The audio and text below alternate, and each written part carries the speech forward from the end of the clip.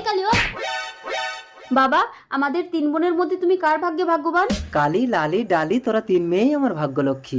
না বাবা, আজ তোমাকে বলতেই হবে কে বেশি ভাগ্যবান। চল 3 রাস্তার মোড়ে গেলে তোরা এর উত্তর পেয়ে যাবি। চল বল তোরা কে কোন পথে যাবি।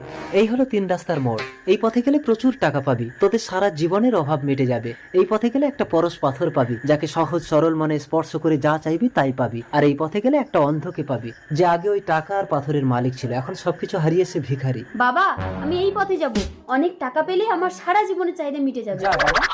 বাবা, আমি এই পথে যাব, পরশ পাথর পেলে আমি যা চাইবো তাই পাবো। যা লালি।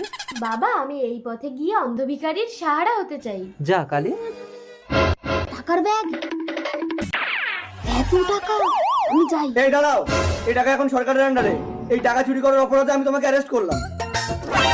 পরশ পাথর, পরশ পাথর ছুঁয়ে পরীক্ষা করে দেখি, আমি যা চাইবো তা পাই।